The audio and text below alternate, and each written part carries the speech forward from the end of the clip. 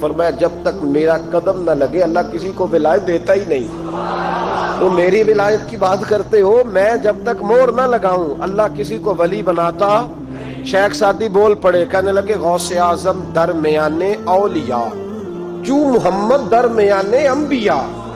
حضور غوث اعظم رضی اللہ تعالیٰ عنہ کا ولیوں میں وہی مقام ہے جو نبی پاک کا نبیوں میں مقام ہے۔ امام الاولیاء سرتاج الاولیاء حضور غوث پاک رضی اللہ تعالیٰ عنہ۔ حضور غوث اعظم رضی اللہ تعالیٰ عنہ فرماتے ہیں میں تقریر نہیں کرتا تھا، تعلیم میں نے حاصل کر لی، پر میں تقریر، یہ بڑا ضروری کام ہے، یہ بڑا ضروری کام ہے۔ جو اثرات اس کے ہوتے ہیں باقی چیزوں، حضرت جنید بغدادی یہ تو حضور غوث اعظم کے بھی پیر ہیں نا، یہ تو حضرت داتا علی اجمیری کے بھی پیر ہیں۔ حضرت جنید بغدادی کے بارے میں داتا صاحب نے لکھا ہے کشف المعجوب میں، فرماتے میں عالم بن گیا، پڑھ گیا، میرے ماموں بھی تھے، میرے مرشد بھی تھے حضرت سری سختی رحمت اللہ علیہ، تو مجھے اکثر کہتے کہ جنید یار تقریر کیا کر۔ میں کہتا ہوں حضور ابھی میں نیک نہیں، ابھی میں خود ٹھیک نہیں۔ میرے پیر بھائی بھی مجھے کہتے کہ حضرت کی بھی خواہش ہے تو ہمارا بھی دل کرتا ہے، لگتا ہے کہ آپ کی گفتگو کی برکت سے اللہ بڑے لوگوں کو ہدایت عطا فرمائے گا، آپ وسیلہ بنیں گے، تو بات کیا کریں۔ کہتے میں ٹال دیتا، میرے نصیب دیکھو، ایک دن میں اپنے گھر میں سویا ہوا تھا تو اچانک بغداد کی ساری گلیوں نے مہکنا شروع کر دیا۔ فرماتے اچانک ٹھنڈی خوشبوئیں پھیل گئیں، میرے نصیب دیکھو کہ مجھے مصطفیٰ کریم کا دیدار نصیب ہو گیا۔ خواب میری وچ آیا ماہی تے میں گل وچ پا لئیاں باواں تے ڈر دی ماری اکھ بھی نہ کھولاں کتے پھر بچھڑ نہ جاواں۔ کہتے ہیں حضور تشریف لائے تو مصطفیٰ نے بڑا ہی نوازا، محبوب نے بڑا ہی نوازا۔ کاش آپ کو لذت آئے اس بات کی، حضور نے اللہ اکبر بڑا ہی نوازا۔ کہتے ہیں محبوب جانے لگے تو ہلکا سا جملہ، میٹھی سی بات، ایک جملہ بڑا میٹھا سا، جاتے دفعہ فرمانے لگے جنید تقریر کیا کر یار، تقریر کیا کر۔ داتا صاحب لکھتے ہیں، داتا صاحب فرماتے ہیں کہ حضرت جنید بغدادی کہتے ہیں عرض کی حضور اب تو ضرور کروں گا، اب تو روز کروں گا، کھول کے کروں۔ فرماتے ہیں میں جب اٹھا نا، فجر کی اذان ہوئی، وضو کیا، سنتیں پڑھی تو دل میں چور آ گیا۔ میرے دل میں خیال آیا کہ پیر صاحب نے تو کبھی نہیں بتایا کہ انہیں دیدار ہوا ہے، تو مجھے تو ہوا ہے نا۔ پیر صاحب نے، بہت سارے لوگ پیر صاحب سے خود سیانے ہوتے ہیں نا، ان کو خود نور نظر آتا ہے روز خواب میں، بہت سارے جلوے خود بیان کر لیتے ہیں۔ تو کہتے ہیں میرے دل میں خیال آیا کہ پیر صاحب نے تو کبھی نہیں بتایا تو مجھے تو ہوا ہے۔ کسی درویش نے ایک شعر کہا تھا پر بڑے مسئلے اس نے حل کیے، وہ کہنے لگا جڑے محرم راز حقیقت دے او راز حقیقت کھول دے نہیں، او جنہ ویکھیا نہیں او کرن گلاں، جنہ ویکھ لیا او تے بول دے ہی نہیں، جنہ ویکھ لیا ہو ان سے بولا جاتا بھی نہیں، بولا جاتا بھی نہیں۔ تو کہتے میں سنتے گھر پڑی تو خرامہ خرامہ چلا تو دل میں چور تھا، بانج فقیروں کسے نہیں ماریا، اے ہوئی چور اندر دا۔ کہتے میں گیا حضرت کے پیچھے نماز پڑھی 7ویں صف میں، تو اندر چور تھا کہ میرا تو درجہ اونچا چلا گیا ہے لیکن مجھے دیدار ہوا ہے۔ تو کہتے ہیں نماز حضرت نے خود پڑھائی تو نماز پڑھا کے کہنے لگے جنید آگے آ جا۔ فرماتے میں 3ری صف میں آ گیا تو کہنے لگے چل یار تھوڑا اور نیڑے آ جا۔ کہتے میں قریب جا کے نا پہلی صف میں بیٹھا تو کہنے لگے ادھر آ میرے ساتھ بیٹھ۔ کہتے میں ان کے ساتھ بیٹھ گیا، حضرت کے ساتھ، یہ بھی کسی نصیبوں والوں کو نصیب ہے نا۔ کہتے میں ساتھ بیٹھ گیا مرشد کے، تو شیخ تسبیح رول رہے تھے، ادھر دیکھنا میری طرف، تسبیح پھیر رہے ہیں، اور تسبیح پھیرتے پھیرتے نا اچانک آنکھ اٹھائی اور میری طرف دیکھ کے کہنے لگے اب تقریر کرو گے نا، جڑے محرم راز حقیقت دے، اب کرو گے نا تقریر۔ تو میرے اندر تو چور تھا، میں نے کہا جی اب کیا ہوا ہے؟ چور تھا نا کہ مجھے پتا ہے کسی کو پتہ ہی نہیں، اب کیا ہوا ہے؟ تو کہتے ہیں وہ چپ کر گئے۔ چند منٹ کے وقفے کے بعد پھر فرمانے لگے اب کرو گے نا تقریر؟ کہتے ہیں اندر چور بیٹھا تھا، میں نے کہا حضور ہوا کیا ہے بتائیں تو صحیح۔ کہتے ہیں انہوں نے تسبیح چھوڑی، جبہ سمیٹا اور چہرہ میری طرف پھیرا، اور میں نے ان کی آنکھوں میں جو روشنی آج دیکھی پہلے کبھی نہیں دیکھی تھی، لب و لہجے میں جو جلال آج دیکھا وہ کبھی نہیں دیکھا تھا۔ فرماتے حضرت بولے نظر تو وہ ظالم نظر ہے، اٹھے تو بیڑا ہی پار کر دے، گرے تو خانہ خراب کر دے۔ فرماتے ہیں میں نے حضرت کا جلال دیکھا اور میری طرف دیکھ کے فرمانے لگے جنید کل جو رات گزری ہے مجھے خواب میں اپنے رب کا دیدار ہوا تھا۔ تو مالک نے پوچھا کہ سری کوئی بات بتا، تو میں نے عرض کی مولا ایک کی مرید تیار کیا ہے، وہ بھی تقریر نہیں کرتا، کبھی تیرے حبیب کا ادھر کا پھیرا ہو تو ذرا جنید کو اشارہ کر جائے تو چلو میرا بھی کام بن جائے گا، لوگوں کا بھی نفع ہوگا۔ کہتے ہیں حضرت جنید بغدادی کہ میری چیخ نکلی، اللہ اکبر کہا تو میرے کپڑے پھٹ گئے، بغداد کی وہ مسجد ساری رونے لگی۔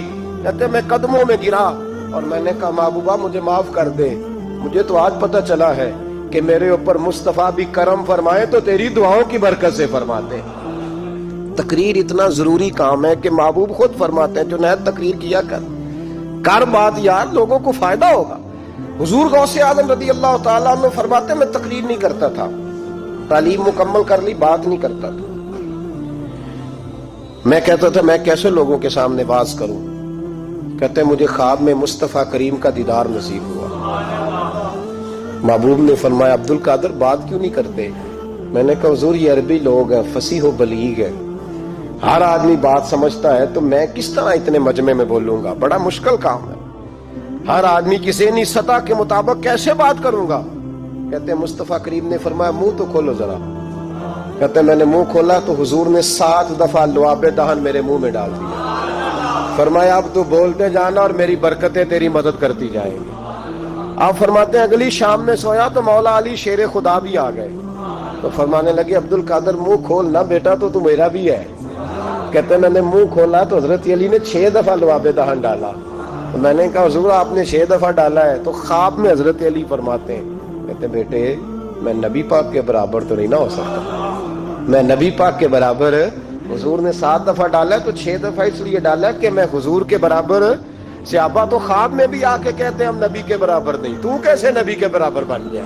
وہ تو خواب میں بھی آ کے کہتے ہیں کہ ہم حضور کے برابر، تو زندگی میں دعوے کرتا پھرتا ہے۔ حضور غوث اعظم فرماتے ہیں بس پھر چھوٹی سی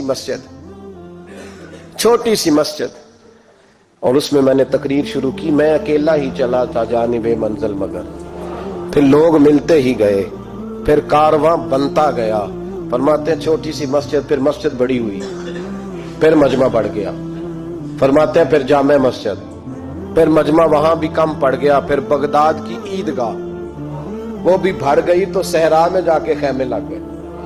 کہتے ہیں تقریر ہوتی تو ہزاروں کا مجمع، ہزاروں کا۔ ملا علی قاری کہتے ہیں غوث اعظم کے اجتماع میں 70 ہزار لوگ شریک ہوتے تھے، ہزاروں علماء کاغذ قلم لے کے بیٹھے ہوتے تھے کہ غوث پاک جو باتیں بیان کریں گے تفسیری نقطے ہم نے نوٹ کرنا۔ اور حضور غوث اعظم کو اللہ نے یہ کمال دیا تھا، کمال، یہ آپ کی کرامت تھی کہ بغیر سپیکر کے بولتے تھے، جیسی سمجھ پہلے والے کو آتی تھی ویسی آخری والے کو آیا کرتی تھی۔ آج نا کرامت کی بات آتی ہے تو بندے چھپنے لگ جاتے ہیں، کہتے ہیں نہیں یہ نہیں ہو سکتا، بڑا مدافعانہ سا عمل، بڑا شرمندہ سا لب بولا جا جی وہ غوث پاک۔ ایک دن ایک صاحب کرامت بیان کر رہے تھے تو بڑے جھجک کے حضور غوث اعظم، میں نے کہا تو بیٹھ مجھے بیان کرنے دے، تو ڈر رہا ہے کرامت سے ڈر رہا ہے، مجھے بیان کرنے دے، میں بیان کرتا ہوں، مجھے بیان کرنے دے۔ ملا علی قاری علیہ رحمہ نے لکھا ہے، دیگر بہت سارے لوگوں نے لکھا ہے، غوث اعظم خطبہ دے رہے تھے، تقریر کر رہے تھے، اچانک ہاتھ آگے بڑھایا تو یہاں تک ہاتھ بھیگ گیا غوث اعظم، ہاں کھول کے دیکھے، کھول کے بات کر رہا، ہاتھ یہاں تک بھیگ گیا۔ مرید کہتے ہیں ہم نے پوچھا حضور پانی بھی کوئی نہیں، ہاتھ بھیگ گیا۔ میں چپ کر کے سبق پڑھو، شاگردوں کو پڑھا رہے، چپ کر کے سبق پڑھو۔ تھوڑی دیر گزری، چند گھنٹے تو ایک قافلہ آ گیا، سارے لوگ پانی میں بھیگے ہوئے، حضور غوث اعظم کے سامنے کھڑے ہوئے، کہا حضور آپ نے بڑی کرم نوازی فرمائی، بڑی کرم نوازی۔ وہ شاگرد کہنے لگے ہوا کیا؟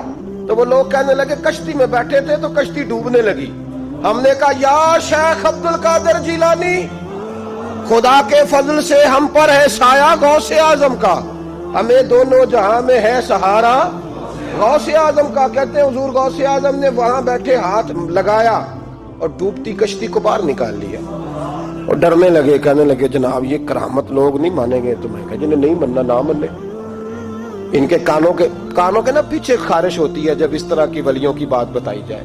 وہ تو حضور غوث اعظم کی بات نہیں مان رہا. پڑھنا سورہ نمل پڑھ. حضرت سیدنا سلیمان علیہ السلام اپنے محل میں بیٹھے دربار میں، فرمایا ملکہ بلقیس کا تخت چاہیے. تم قرآن نہیں پڑھتے؟ ملکہ بلقیس کا تخت چاہیے. تو ایک جن اٹھا، اس نے کہا دربار برخاست ہونے سے پہلے، دربار کے برخاست ہونے سے پہلے، بے شک آپ 5 منٹ میں برخاست کر دیں تخت آ جائے گا. ہزاروں میل دور تھا. پتہ نہیں کہاں قرآن پڑھتے ہو تم. بنی اسرائیل کے ولیوں کی کرامتیں مانتے ہو اور نبی پاک کی امت کی باری آئے تو تمہیں خارش ہوتی ہے. شرمندہ سا لب و لہجہ. ہمارا لب و لہجہ شرمندہ نہیں، اس لیے کہ ہم تو جیتے اور زندہ ہی ولیوں کے نام کی برکت سے. ہمارے لب و لہجے میں تمہیں شرمندگی نہیں ملے گی. ہم اس طرح بیان نہیں کرتے کہ کوئی کیا کہے گا تو بچ کے جملے. حضرت سلیمان سے کہا آپ کا دربار برخاست ہونے سے پہلے. آپ نے فرمایا نہیں بھائی، اس سے بھی پہلے چاہیے. ایک اٹھا، عندہ علم من الکتاب، جس کے پاس کتاب میں سے کچھ علم تھا، پورا علم نہیں تھا اس کے پاس، کتاب میں سے. حضرت آصف بن برخیا تو کہنے لگے حضور میں نہ لے آؤں. تو میں کب لاؤ گے؟ انہوں نے کہا پلک جھپکنے سے نہ. اگر سارے بولے تو لطف آئے گا. پلک جھپکنے سے پہلے. آپ نے فرمایا چل لا کے دکھا. پھر آیا کہ نہیں؟ بولے آیا نا. حضرت آصف بن برخیا وہاں سے گئے کہ وہیں رہے؟ آیا نا تخت. 80 فٹ اونچا، 80 فٹ چوڑا، 80 فٹ لمبا، اتنا بھاری کہ شاید 50 لوگ نہ اٹھا سکیں. وہ آیا، سامنے رکھا تو حضرت سلیمان کہنے لگے یہ کیا ہے؟ تو جناب آصف بن برخیا کہنے لگے ھذا من فضل ربی، یہ میرے رب کا، اور جن پر نرا فضل ہے ان کی یہ شان ہے جن کو اللہ کے وبشر المؤمنین بان لهم من اللہ فضلا کبیرا. محبوب اپنے غلاموں کو خوشخبری دے دے کہ تیرے غلاموں پر میرا بڑا فضل ہے. فضل نہیں، فضل کبیر ہے. تو جن پر نرا فضل ہو وہ تو بغیر جائے تخت لے آئے، اور جن پر فضل کبیر ہو وہ ڈوبتے ہوئے مرید کو ہاتھ ڈال کے بچا نہیں سکتے.